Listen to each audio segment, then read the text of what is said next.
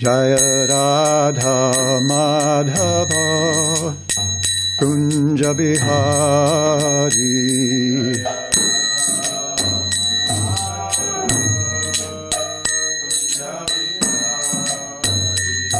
Jaya Radha Madhava Kunja Bihari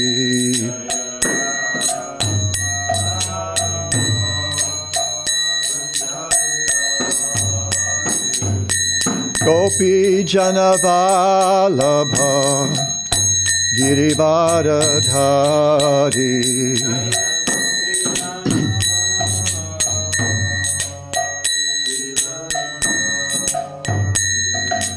Gopi Janavalabha Girivardhari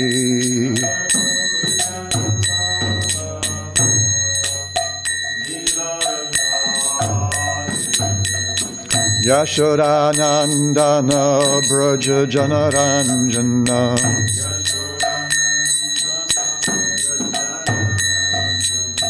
Yashodanandana Braja Janaranjana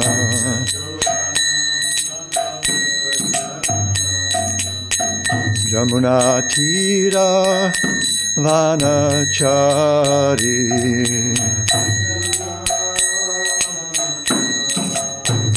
Jamuna Tira Vanachari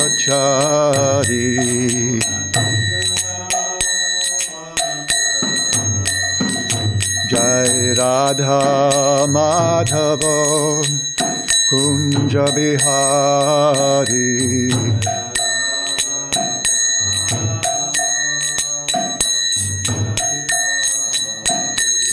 Jai Radha Madhava Kunja Bihari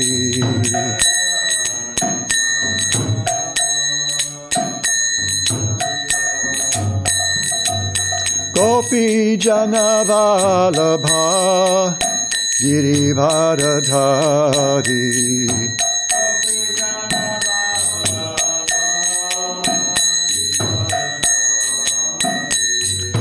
Gopi Janavalabha Girivardhari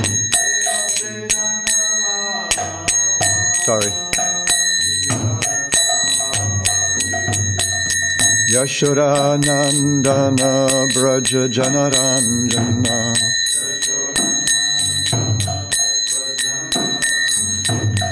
Yashodanandana Braja Janaranjana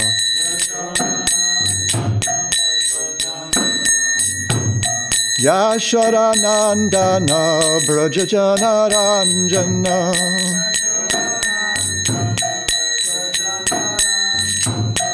Jamuna Tira Vanachari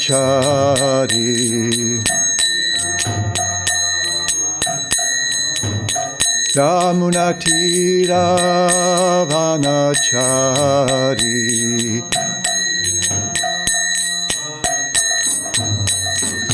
Hare Krishna Hare Krishna Krishna Krishna Hare Hare Hare Rama Hare Rama Rama Rama Hare Hare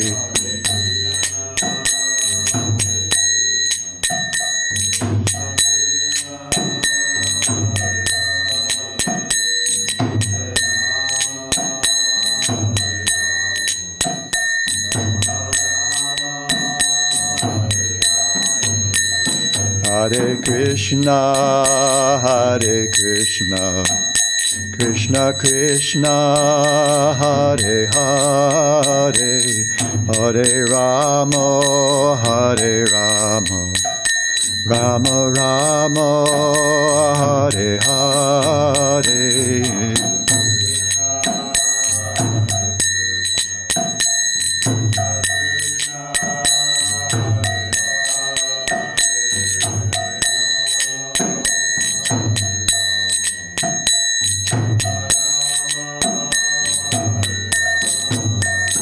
Hare Krishna,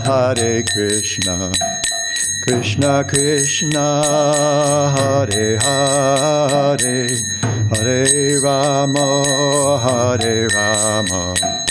Rama Rama, Hare Hare.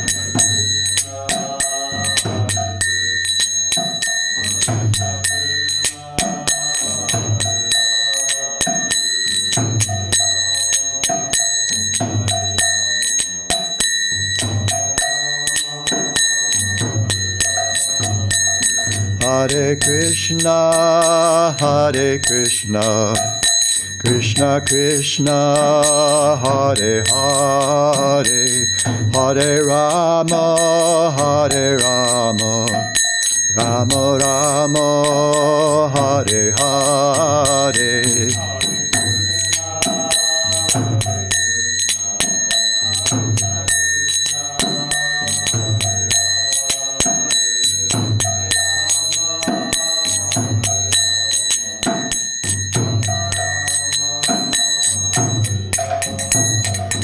Hare Krishna, Krishna Krishna, Hare Hare, Hare Rama, Rama Rama, Hare Hare.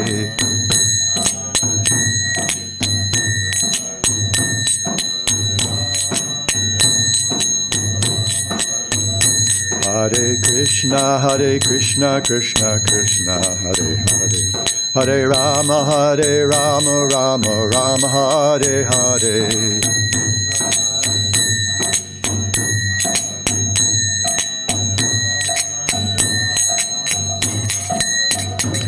Jaya Prabhupada, Jaya Prabhupada, Jaya Prabhupada, Jaya Prabhupada.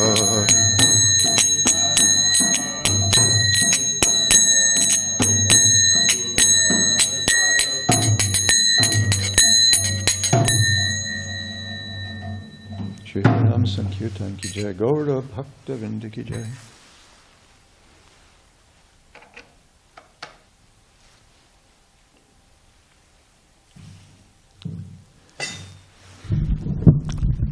Om Namo Bhagavate Vasudevaya. Om Namo Bhagavate Vasudevaya. Om Namo Bhagavate Vasudevaya.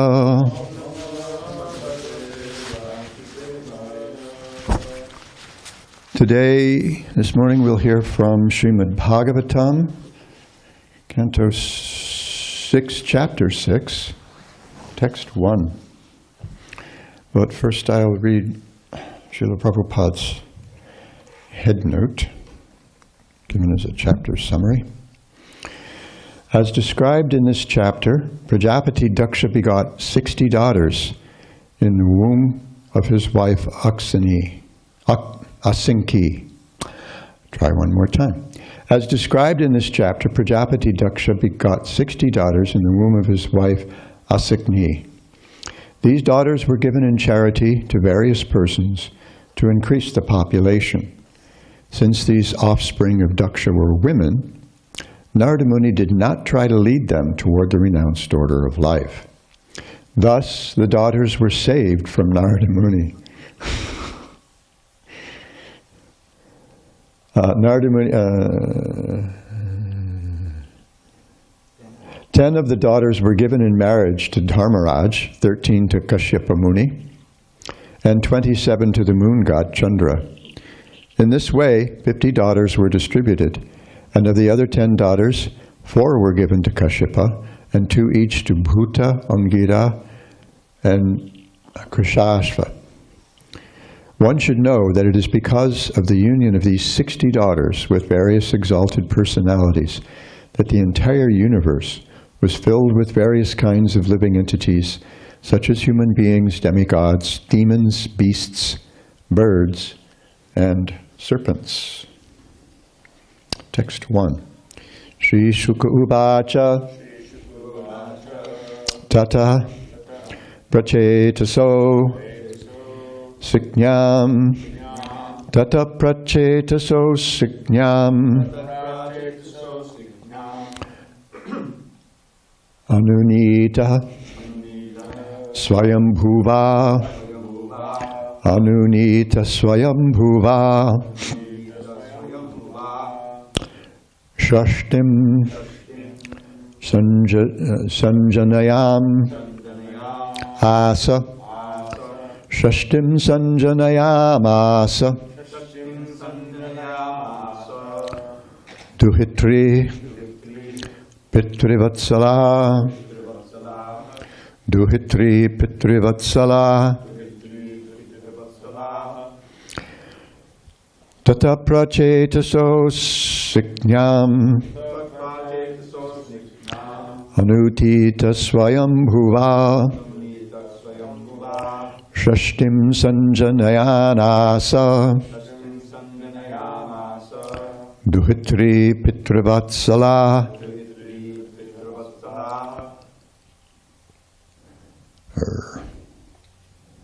Tata prachetaso siknyam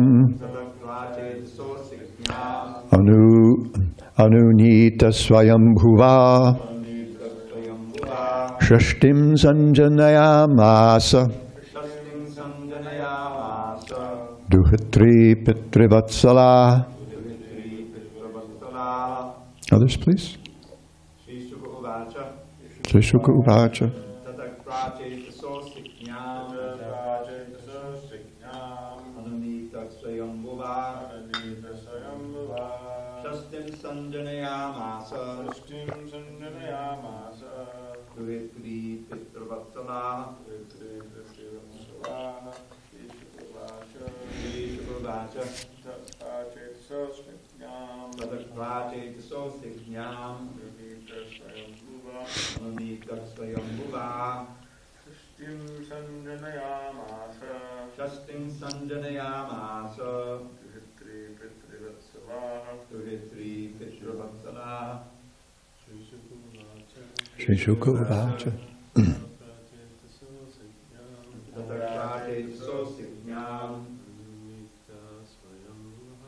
Anukita Swayambhuva Shastim Sanjanayamasa Duhitri Pitrivatsala. Word to word. Sri Shuka Uvacha. Oh, there he is. Tata prachetaso siknyam Tata prachetaso siknyam Anunita swayambhuva Anunita swayambhuva Shastim sanjanayam asa Shashtim sanjanayam asa Duhitri Pitri Vatsala. Duhitri Pitrivatsala. Anyone else out there? Welcome, Vijay Krishna. I was missing you. Maharaj, thank you very much for having me. Thanks for coming to see me. You're most welcome, Maharaj. I feel very fortunate. Word to word. Shri Shuka Uvacha. Shri Shukadev Goswami said, Tata, after that incident, Prachetasa Dakṣa, Asiknyam, in his wife named Asikni, Anunita, pacified, Swayambhuva, by Lord Brahmā, Shashtim, 60, Sanjanayamasa,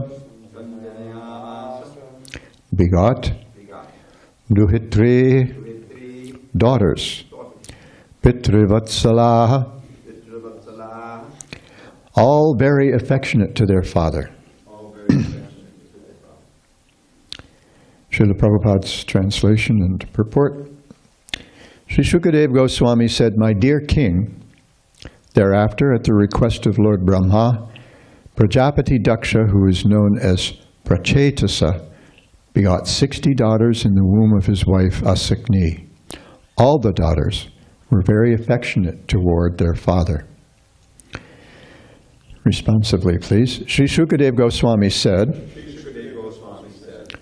"My dear king, thereafter, at the request of Lord Brahmā, Prajapati Dakṣa, who is known as Prachetasa, begot 60 daughters in the womb of his wife Asikni. All the daughters were very affectionate toward their father." Srila Prabhupada's purport. After the incidents concerning the loss of his many sons, Dakṣa repented his misunderstanding with Nārada Muni. Lord Brahmā then saw Dakṣa and instructed him to beget children again. This time, Dakṣa was very cautious to beget female children instead of male children, so that Nārada Muni would not disturb them by urging them to accept the renounced order. Females are not meant for the renounced order of life. They should be faithful to their good husbands, for if a husband is competent for liberation, his wife will also achieve liberation with him. As stated in the Shastra, the results of a husband's pious activities are shared by his wife. Therefore, a woman's duty is to be very chaste and faithful to her husband. Then, without separate endeavor, she will share in all the profit the husband earns.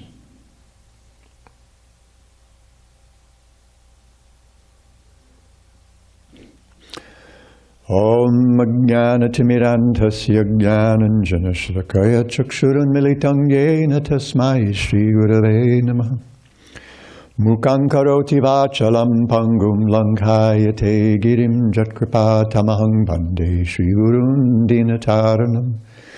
Shri Chaitanya manobhishtam sthapitam yena bhutale svayam rupa kadamahyam dadati swapadantikam. Nama Om Vishnu Padaya Krishna Preshtaya Bhutale Srimate Bhakti Vedanta Swaminiti Namine Namaste Saraswate Deve Gauravani Pracharine Nirvishesha Shunyavadi Paschatya Deshatarine Vancha Kalpatarubhyascha Kripa Sindhubhya Evacha Patitanam Pavanebhyo Vaishnavebhyo Namo Namaha.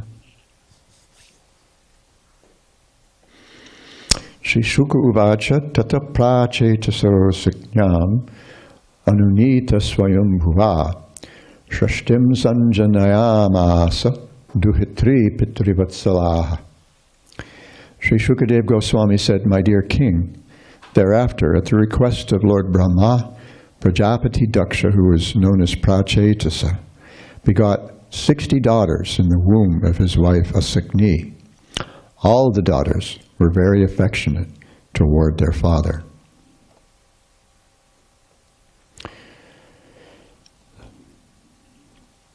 The Vishwanath Chakravarti Thakur said that, says that Dakṣa had actually become quite disgusted with household life. He's a Prajapati. His business is populating the universe. And he was thwarted twice by Nārada Muni. So he's worried, oh my God, that Nārada, if I have more sons, you know what's going to happen. You know what Nārada Muni, I mean, the guy is a little strange. And so he decided, he tried very hard to have daughters. Because in this culture, women are not meant for renounced life. They're meant to act as ladies, and men are meant to act as men. When men aren't able to act that way and actually give the kind of shelter to women that they're meant to, then the women aren't able to give the kind of shelter to the men they're meant to. And we see back in the third canto, the wife is somewhat facetiously referred to as the fortress to protect the men, but it's actually, it's actually a fact of householder life that a good wife actually keeps a responsible husband out of trouble. Keeps him tied to home, keeps him tied to hearth and home. And we see also, sometimes we may think, just as we read in Sri Chaitanya Charitamrita, when Krishnadas Kaviraj describes Mahaprabhu's most intimate associates, he describes them as 3.5. And it sounds as like a way of denigrating Madhavi Devi. But let's not. So I generally like to say 3 or 4. Although when it's there in the verse, I will read 3.5. But when I'm speaking conversationally, I'll say 3 or 4. Because Madhavi Devi was really no less important than Ramananda. She was in that circle, for goodness sake. So how is she actually any less important than Ramananda, Shiki Mahiti, or, okay, this is me in lists, old men in lists. Who was the other? Swarup Damodar Goswami.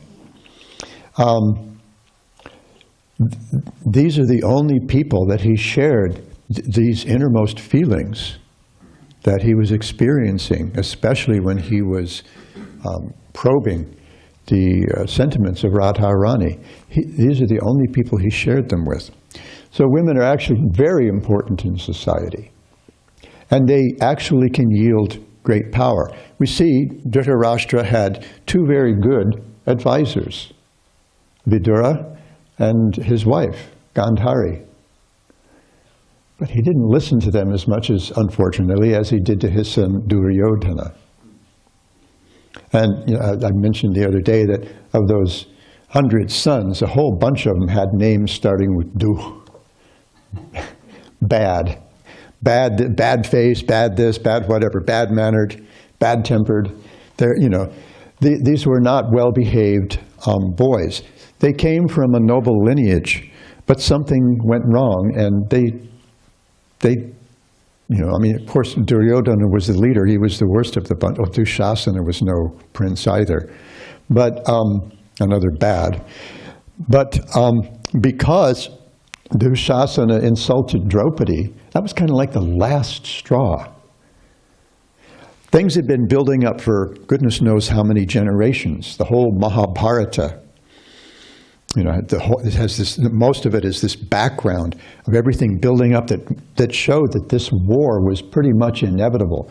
But the last straw was Dushasana approaching Draupadi at an inconvenient time of the month, dragging her by her hair and trying to into a public assembly and trying to disrobe her in public. And because of the manners of the day, everyone felt constrained to sit on their hands. And the fury she unleashed at that insulting. I mean, Bhishma Dev, grandfather Bhishma, she made his heart tremble at her accusations. You're all just sitting there. When a chaste woman is being insulted in public, that this man tried to disrobe a queen in public. How dare you? And because of that, that was kind of like the last straw. So I sometimes warn the men, be careful. Be cool with the Matajis, with all women. Because when one woman was insulted, this enormous number of men had to die, with all the social disruption that attends that, in 2.5 weeks. Horrendous, horrendous war. Unimaginable. When we hear the numbers, we blanch. Actually, our brains shut down. We can't process it. how's that possible? So women are very important, and to fathers, I can tell you, to fathers, daughters are extremely important and extremely dear. When my daughters were born, there was not a bit of disappointment in my heart. We were back then, you couldn't tell beforehand. It was always a surprise. Although, you hear the lore. If there's something going on the left side or something like that, it's a boy, and on the right it's a girl, or whatever it is, vice versa. We had one lady who would hold a crystal pendulum, and if it spun clockwise, over the lady's belly. If it spun clockwise, it was one gender, and if it spun counterclockwise, it was the other. But the real back in the olden days, when I was a householder, a real gender reveal party was right there in the room where the child was born.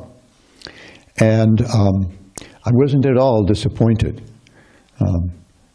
Our prayer was for children by serving whom our hearts would become purified. And that's what we got. And they're very strong, very good women, and couldn't be prouder of them.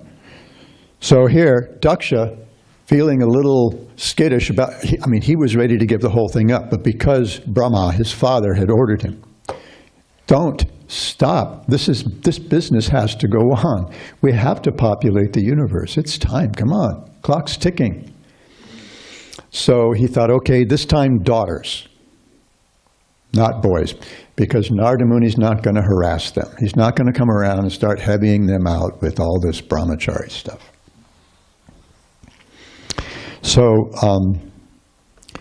we see in the last pada of the verse, duhitri pitrivatsalah. All the daughters were very affectionate to their father, and therefore we can understand all the daughters were very dear to their father as well. I remember my own childhood when my brother and I would act up. It was time for the belt.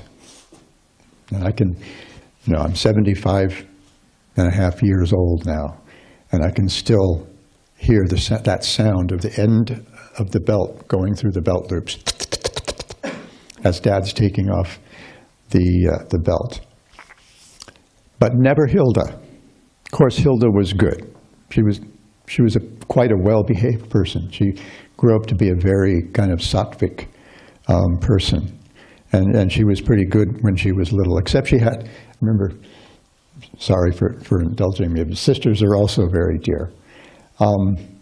When she was very little, like before kindergarten, she saw our parents' habits, and she swore, when I grow up, I am going to drink coffee and I'm going to smoke cigarettes. That's how you become a grown-up. That's how it looked to us, You drink coffee and you smoke cigarettes. And you drink beer. I remember, when Dad tried to satisfy her curiosity by giving her a sip of beer, she made a nasty face. I don't think she drank. I don't have any memory of her drinking as an adult. And she never smoked cigarettes, and I don't think she ever drank coffee. But she was good. She was Daddy's little girl. She was also our dog's darling. We had this dog for some years when we lived in Virginia. And even if Dad started horsing around with Hilda, Bridget would come right after him. She was very protective of my little sister. So father, the daughter is very dear to the father. So we see this also back in the third canto, in the marriage of Nārada Muni to Devahuti. So I thought I would just read some of these verses from this chapter. So Nārada Muni was also meant to serve as a Prajapati, and he engaged in severe austerities to get a suitable wife. Now, when we see verses like this first verse, that and we see the subsequent verses in this chapter, how Dakṣa gave his daughters in charity to certain personalities around the universe, it seems like maybe it's a casual thing, but it's not. The father the affectionate father is very attentive to the business of finding a suitable partner for his daughter. So Nārada Muni engaged in these very severe austerities, so severe that he actually had personal darshan of the Supreme Personality of Godhead. And he says, I know why you've been engaging in these austerities. And I'll tell you this, Swayambhuva Manu and his wife themselves will approach you very quickly, very soon, and they'll offer you their beautiful, very qualified daughter. And you should accept her. He tells them, if a gift comes of its own accord and you decline it, and then go begging from a miserly person, how unfortunate you are. If something comes of its own accord. So go back to chapter 22 in the third canto. So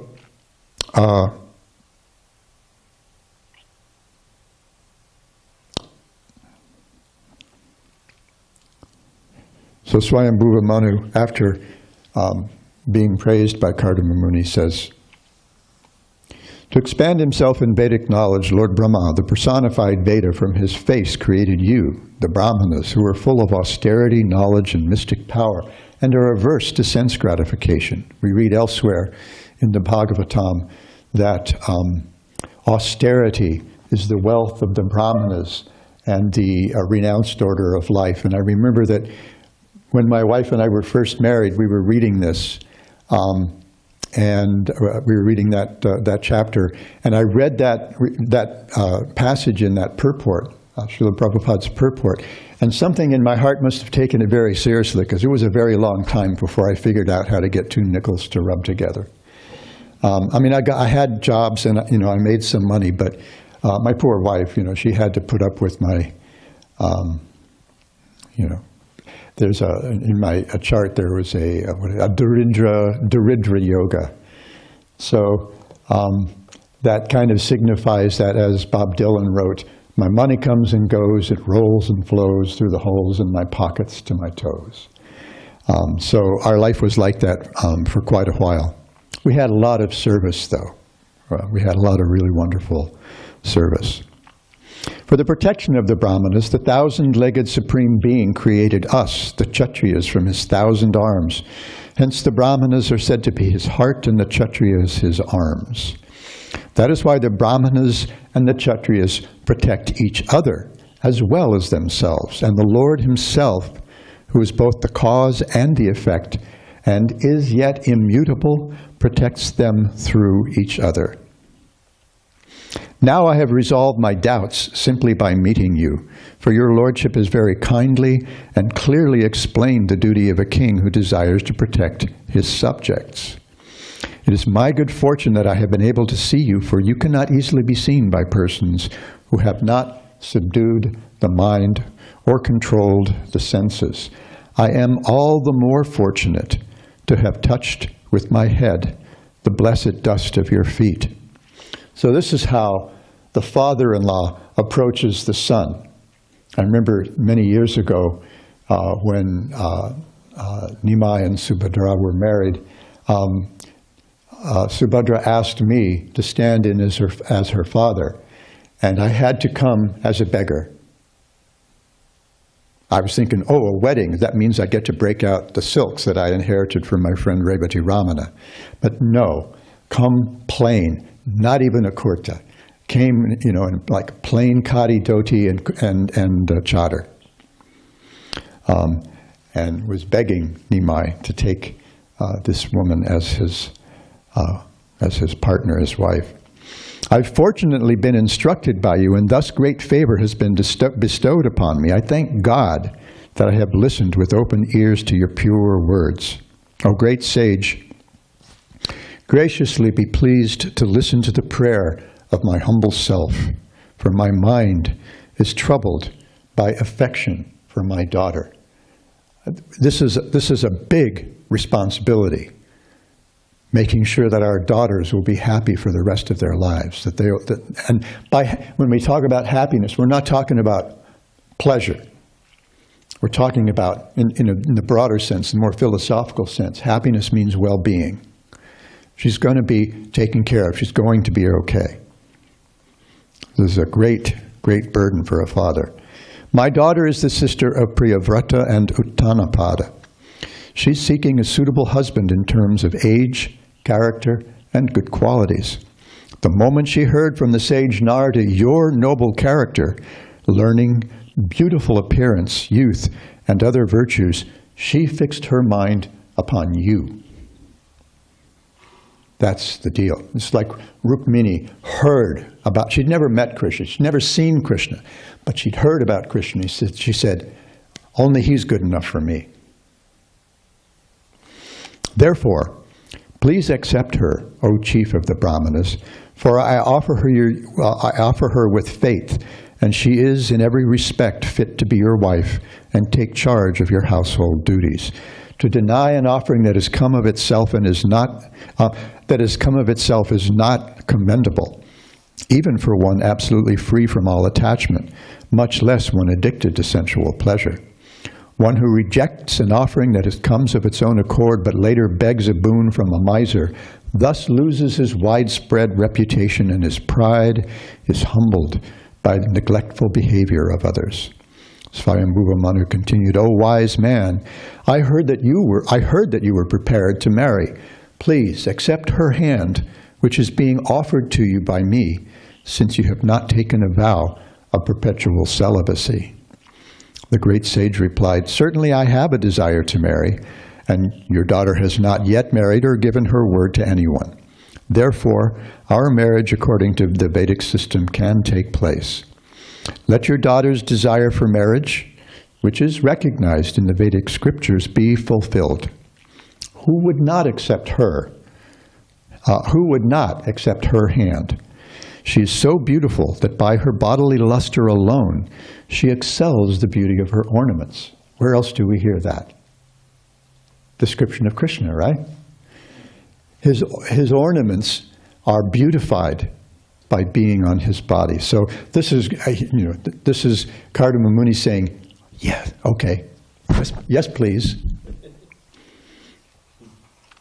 I've heard that Vishvasu, the great Gandharva, his mind stupefied with infatuation, fell from his airplane after seeing your daughter playing with a ball on the roof of a palace, for she was indeed beautiful, with her tinkling ankle bells and her eyes moving to and fro.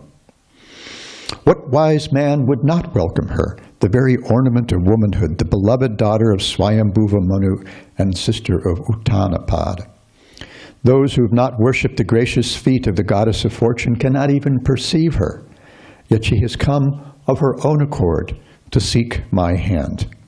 Therefore, I shall accept this chaste girl as my wife on condition that after she bears semen from my body, I shall accept the life of devotion. I mean, what a deal. Okay, yeah, let's have a child. I'll marry her, we'll have a child, and then I'll go off to the forest. But still, he was eager to accept her, because he thought, this is the proper wife. I shall accept the life of devotional service accepted by the most perfect human beings. That process was described by Lord Vishnu. It is free from envy.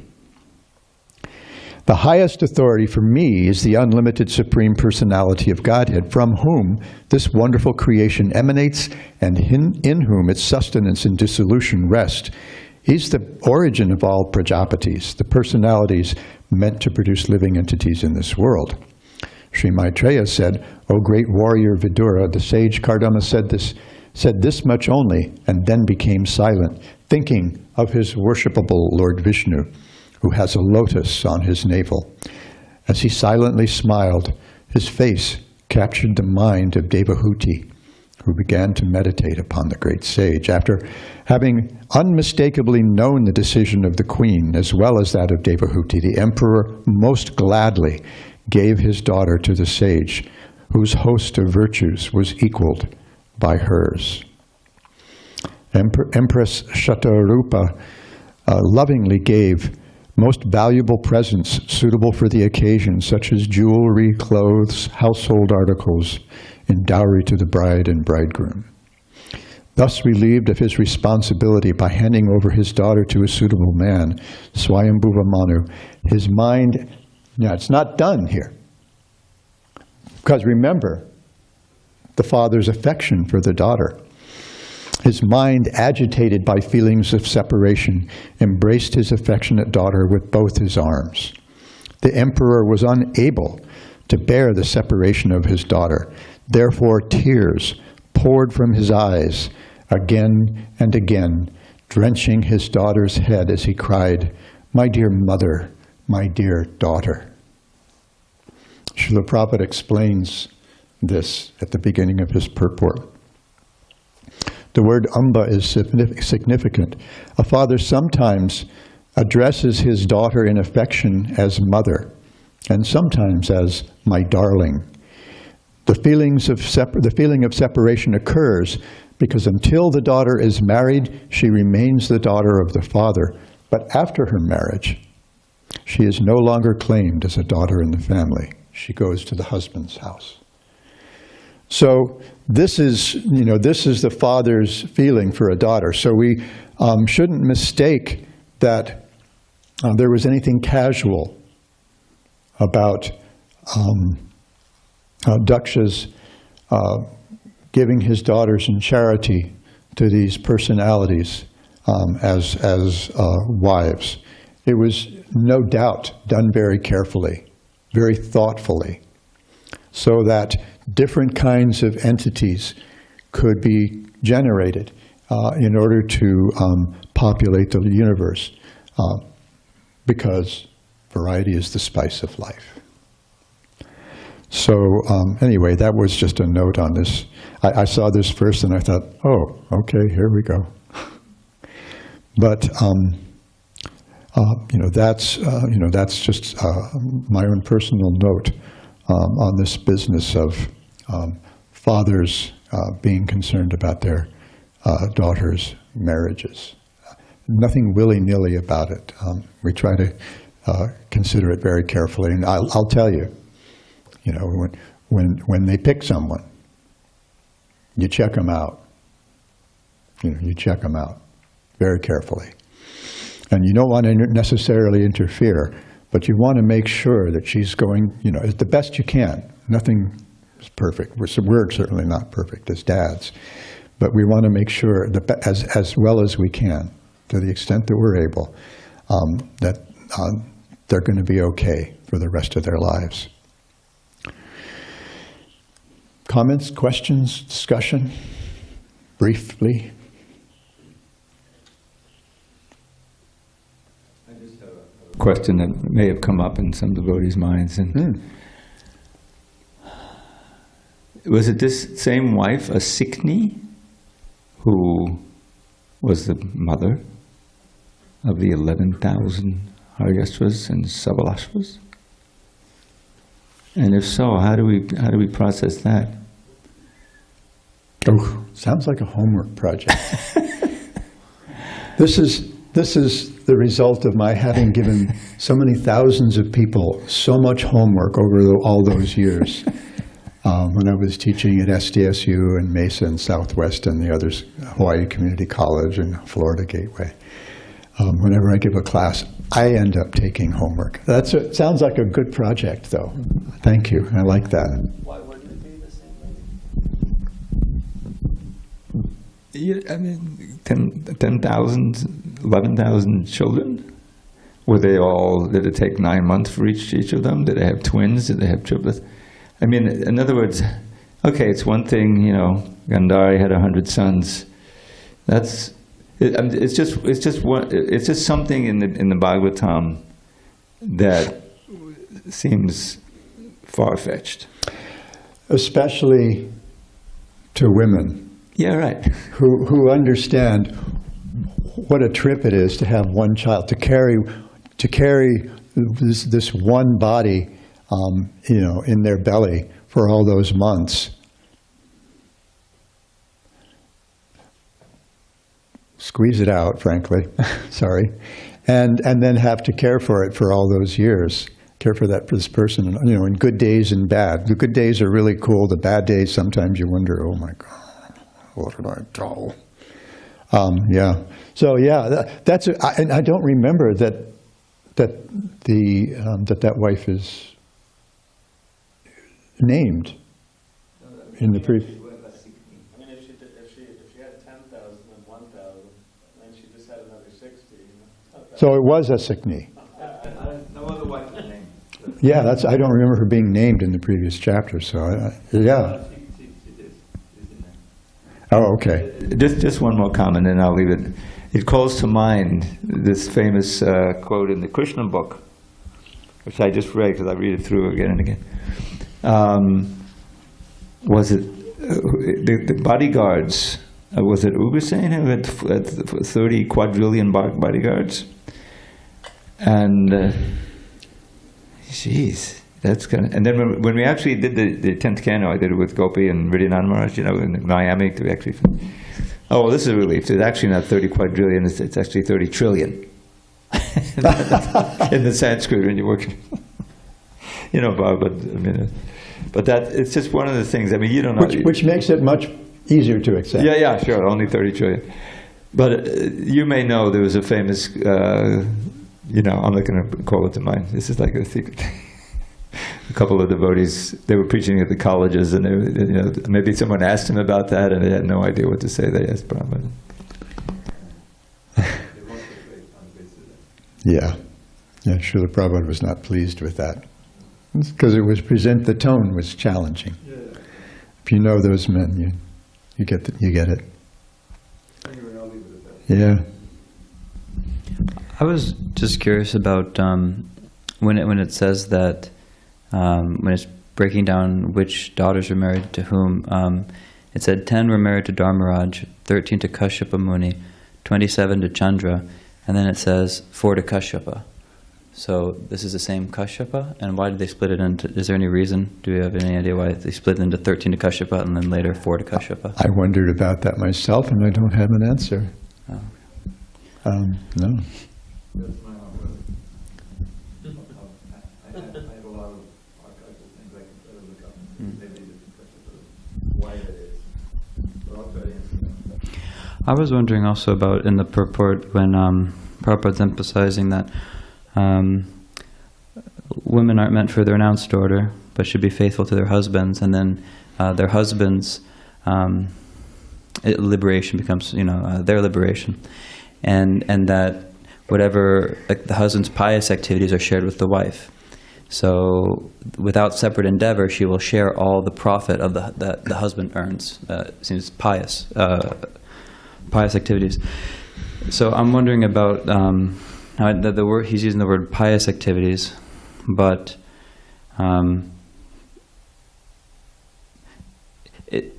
what if someone were to say, well, then even my own chanting of 16 rounds.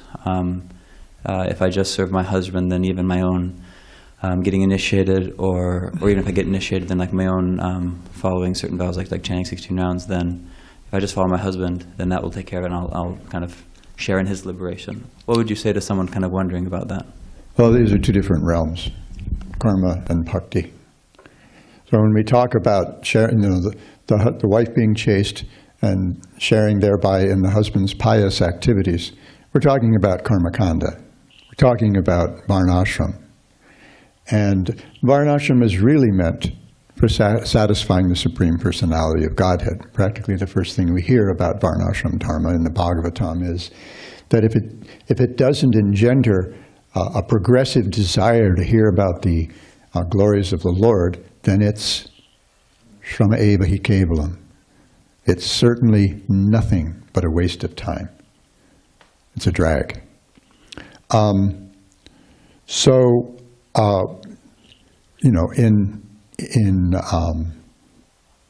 our culture, in the Bhakti culture, the wives are also bhaktas, they're also sadhakas. And in most cases, they also have spiritual masters. It may be this, they're initiated by someone. We accept initiation from someone. And generally, we accept initiation from someone other than our husband, just as generally we accept initiation from someone other than our father. It's not forbidden, but perhaps because it's often discouraged, perhaps because of attachment, and the guru needs to let the affection for the different disciples, be a little equipoised. There's going to be some special affection for some. Just for example, Srila Prabhupada was very fond of Jamuna. He was very fond of Mukunda and Janaki. And we see those pictures where Janaki is joking with Srila Prabhupada in the airport, jerking his ticket away so that he can't leave. And Prabhupada's digging it. He's laughing. He's thinking this is a great, there's this intimacy there. There are two things we'll see a little bit later in the marriage between Kardama and Devahuti, that Devahuti served him with intimacy. And Srila Prabhupada mentions in his purport there that two things are required in the relationship between a husband and wife. The relationship, especially between the husband and the wife. That Vishrambha, or intimacy, but also Gaurava, reverence. And that should be, and he says, that should also be the nature of the relationship between the guru and the disciple. There should be a good balance of Gaurava with Vishrambha. And we see it in Bhakti Rasamrita Sindhu. The third of the 64 angas of bhakti is Vishrambhena Guru Seva, serving the guru. Prabhupada often says with awe and reverence. So there he's referring to the Gaurava, and he generally really emphasized that. But we saw in his dealings with his disciples that Vishrambha was often there. Jamuna, when she realized that that the men were giving her stink eye for sitting right up next to Srila Prabhupada, she was sitting in the back of the room, and Prabhupada asked her, "You don't like me anymore? Why is that?" And then he honored her desire to honor her godbrother's sensibilities. And I know that, Srila Prabhupada was very kind to me on the occasions that we met. But I also know that Gaur Sundar and Govindadasi were particularly dear to him. And you can read that in his books, how dear they were to him. Because after that heart attack or stroke, whatever it was he had in 1967, they nursed him back to health so that he could return to India to kind of regain his full health again with more amenable weather and the expert Ayurvedic treatment. So, if you have this filial relationship between the guru and the disciple, that might skew the balance toward more Vishrambha that might seem weird to other disciples, or even seem weird to those disciples to whom the guru behaves particularly affectionately. So those things both need to be there. So when we talk about, when we're reading about these things in the Bhagavatam, and we try to impose, say, varnashram concepts on our lives, what we really need to try to understand is the essence of varnashram, what varnashram is really meant for, and it's meant for giving satisfaction to the Lord. Otherwise, we see, as we see in the 5th chapter of the 1st canto, all the other processes, you actually get the result if you do them perfectly. But then what's the nature of the result? It's temporary. Even, the sayuja mukti, it's antithetical to the nature of the soul, so it can't, we can't really be situated there. So, But when we talk about bhakti, Nārada Muni says it's a whole different thing. Just like the Bhagavatam, Nārada Muni, compared to the Bhagavatam, Nārada Muni characterizes all the other work that Vyasadeva had done up to that point as jugupsitam, abominable, detestable, disgusting, gross, icky, place of pilgrimage for crows, garbage, rubbish. Compared with the Bhagavatam, and he says this Bhagavatam is a completely different creation. It's a whole different thing. So when we bring bhakti into the equation, that's a different thing. And what we see is, in the best cases, the husband and wife become a good team. And they support each other in different ways. Just as we see here, Manu saying to Kardama, the Kshatriyas, the Brahmanas, their good hearts are meant to protect the Kshatriyas, and the Kshatriyas' strong arms are meant to protect the Brahmanas. And so that's how the Lord protects both, by having them protect each other. So the husband and wife, they actually work together to support each other in their progressive bhakti. My friend Deva Madhava gave a really nice presentation along these lines in Mayapur, and I wish I had checked earlier, because I would have asked him for some notes and maybe even the slideshow that he sent, so that I could have been a little bit better prepared to deal with this, because he has really good insight, having not handled one marriage very well, and then found another partner who is also equal to him. So it's really nice. Yes, Balaram Prabhu. I just wanted to, you mentioned about this, the wife being like a fort. You mentioned how it was somewhat facetious. Maybe you could just expand on that a little bit, that idea of being like facetiously or somewhat facetiously said. I remember that when we read this fairly recently in Honolulu, I had a different impression from the kind of old-time impression, that it was like a bit of a joke. It was like, okay, the wife's the fort, but at the same time, that's actually the case. I mean, that's generally how we see it. But, if a responsible husband has a suitable wife, then she does act as a fortress for him, to protect him from going too far off the rails. I mean, I just remember my own Gurukula teaching days. I'm an old Gurukula teacher, not being accused by any of my former students of being abusive of them. And it occurred to me that if I ever had, my wife would have come down on me like a mountain. If I had dared mistreat any of our friends' sons, she wouldn't. She would have let me. She would give me what for right off the bat. It's like probably right in front of the boys. She would have said, "What are you doing? What is this? That's not you. Come on. What's wrong with you?" So she was able to protect me from that, because I knew what would happen if I got too far out of line. And I, sometimes was frustrated, and I yelled at them. But, I think that generally they knew that I really cared for them. And I certainly wasn't going to get in trouble with my wife, and I didn't want to get in trouble with their folks either, who were my friends. So, yeah, I'd have to go back and look at that purport, and maybe Vishwanath Chakravarti Thakur's Tika as well. I can't remember.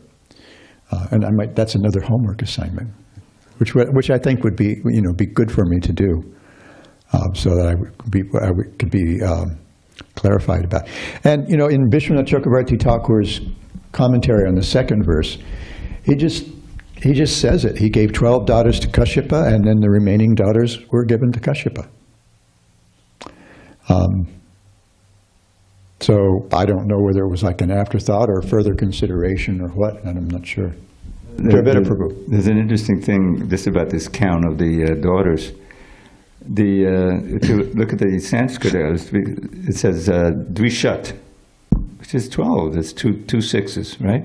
But then it says, but this is, Vishwanath Chakravarti says actually 13, and Prabhupada says in the brackets there's actually 13. You know, so. Yeah. And then later, and then there's another 4, and they were all given to Kashyapa, 4 left over. So it's kind of so we'll see. He ends up with 17. Yeah, we'll see tomorrow. Thus, in square brackets, thus Kashyapa received 17 daughters in all. Yeah. See, First 12 and then one more. We'll see that tomorrow morning. See, about this guru principle, because, I don't know, something you said just a minute ago made me think about, oh yeah, Yamuna Devi and the different devotees and Prabhupada's reciprocation with them. So, someone may say that, okay, well, shouldn't the spiritual master be like equally, you could say, giving mercy to people, equally affectionate? So they say that, okay, it seems like, okay, the spiritual master is not supposed to play favorites or kind of like that. So maybe you could comment on that idea. Like, why would it see that the spiritual master is more affectionate towards others? You know, because I could see disciples, I don't know, maybe getting kind of jealous or envious. Oh, well, he's getting more of affection from our spiritual master than I am. So that doesn't seem fair, you know. Maybe you could just comment on that. Well, I think that's why that the filial relationship could possibly interfere with that, is there might be some perceptions of favoritism. But that's even there in Krishna. Krishna is equal to everyone, right? We have that first chapter of the 7th canto. The Supreme Lord is equal to everyone. But then we see how the Supreme Lord is more equal, as to borrow from George Orwell, more equal to some, the devotees, those who love him, than to those who are neglectful of him, and but not to speak of those who are inimical toward him. And so he's equal to everyone, but as he says in the Gita, he reciprocates according to the manner and the degree of our approach. So Prahlad Maharaj's approach was with deep, deep love, and Hiranyakashipu's approach was with deep, deep envy. So he treated them equally by responding according to their approach. So sometimes some disciples may do some service that seems special, and it may seem that the guru responds with some special affection, but it doesn't mean that he or she loves the other disciples less. But they're just different kinds of relationships. My relationships with Krishnamaya and Lalasamaya, they're different. I don't love them any differently, and I don't love one less than the other. But they're different. Krishnamaya was a running buddy and a surfing buddy. Lali wasn't. Lali had other stuff going on. There had other stuff that endeared her to me and me to her. And so it's just different kinds of relationships. It's not that one is necessarily more intense. There's no way in the world I would ever have joked with Srila Prabhupada like that. Although when I had a meeting about a very kind of heavy occasion, my friend Taran Kanti, I would never have thought of that. I mean, God, when I got second initiation from Srila Prabhupada, she's like jerking it, she's giving it and pulling it back from him, and Prabhupada's cracking up. He's thinking, this is a great joke. It would never have occurred to me. I mean, when I got second initiation and Srila Prabhupada asked me after everything, I mean, he had to actually almost drag me physically around the desk to sit right next to him so that he could show me the mantras and he could show me how to count them. And then, even though I had come with a list of questions, when he asked me if I had any questions, I was so overwhelmed by just being alone with him for whatever it was, 20 minutes or something, that I just looked at him and I said, not now, Srila Prabhupada, I have no questions right now. And so he just, said, okay, you may go and you ask the next devotee to come up. I would never have thought of that, but Janaki did, because those early days there was also a little more relaxed. Govindadasi tells how, like in San Francisco and Montreal especially, He would sit, just in his dhoti and t-shirt or sweatshirt and joke with the devotees. And she would say, she would joke with them just like a cowherd boy. But when it was time for a program, he would go in, he would wash his face, he would put on fresh tilak, he would put on his uttariya and his acharya face. This is a different thing. I'm hanging out with my disciples who are serving me so intimately, but now I'm going out to present the absolute truth. So it's a whole different thing. He would put on his uttariya, put on fresh tilak, and he would put on a grave face and go out and preach. And so I don't feel that my relationship is any less than Gaur Sundar's or Govindadasi's or Jamuna's. Srila Prabhupada was equally merciful to me. But they did so much service so early when nobody knew what the heck to do anyway. And they just did it. With whatever faults, just out of love. And Srila Prabhupada was responding to that really kind of innocent love. So, I don't have a problem with his special affection for Shyam Sundar or Jamuna or Malati. Prabhupada said, when a couple of his godbrothers were having lunch with him in Mayapur, and he was kind of picking up on their vibe. There's this attractive young American woman serving Srila Prabhupada, and he said, "Yo, you see that girl?" It's because he's picking up on what they're thinking. "You see that girl? Yeah, she cooks for me sometimes. But I'll tell you this, she would cut her throat for me, and I would cut mine for her." Look what they did, though. Because he asked, they had this idea, and he said, "Sure, go." Malati, even with an infant, they went to London. They didn't know where they were going to stay or anything. They didn't have much money. And they just did it. They jumped off a cliff and then went to India. And you can read about that in Dina Tarni's accounts of Jamuna's pastimes. A plane that was kind of like held together with paper clips and bubble gum or something, Crazy. You were Swami dancing in Kirtan, Oh. and the guys with the machine guns, Yeah, on the tarmac in Egypt, or They yeah. said that the Swami was jumping up and down, and then